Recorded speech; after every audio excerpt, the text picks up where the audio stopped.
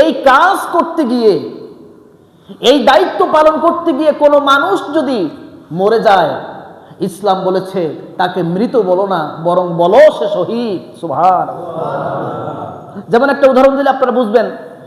এই যে ধরেন কোনো একটা এলাকায় একটা অনুষ্ঠানের আয়োজন করেছে, সে অনুষ্ঠানের রাত 12টার পর মেয়েরা অর্ধ উলঙ্গ হয়ে ড্যান্স করবে, সেখানে অনেক যুবকরা যাবে, তাদের চরিত্র নষ্ট হবে।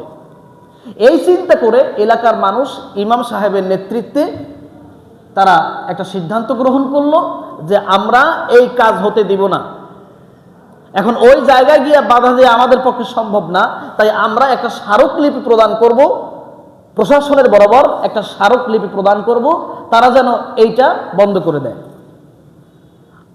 20 জন মুসল্লি ইমাম সাহেবের নেতৃত্বে যাচ্ছে, প্রতিমধ্যে ওরা বাধা দিল। বাধা দেয় তাদের সঙ্গে একটু হাতাহাতি হলো। মুসল্লিদের মধ্যে 2 জন মুসল্লি মাথায় আঘাত খেয়ে জায়গায় মরে গেছে। ইসলাম বলেছে সে মৃত নয়, বরং সে শহীদ। সুবহানাল্লাহ। ইসলাম কি বলেছে? সে শহীদ, সে মৃত নয়।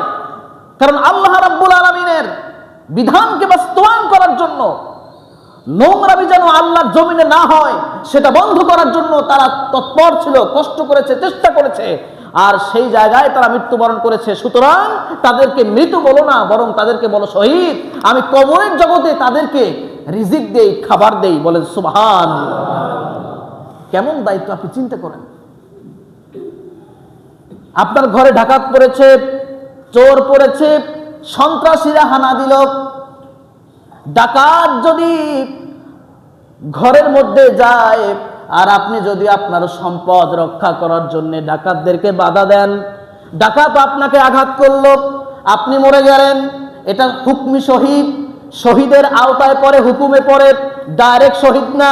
আর আল্লাহর বিধান বাস্তবায়ন করার জন্য কোন আল্লাহর বিধানকে পৃথিবীতে যেন কেউ অমান্য করতে না পারে, আল্লাহর নিষেধাজ্ঞাগুলি যেন কেউ করতে না পারে, ওই জায়গাটায় বাধা দিয়ে যদি আপনার জীবন শেষ হয়ে যায়, ইসলাম বলেছে আপনি শহীদ, ডাইরেক্ট শহীদ, আপনি ডাইরেক্ট জান্নাতে চলে যাবেন। বলেন সুবহানাল্লাহ।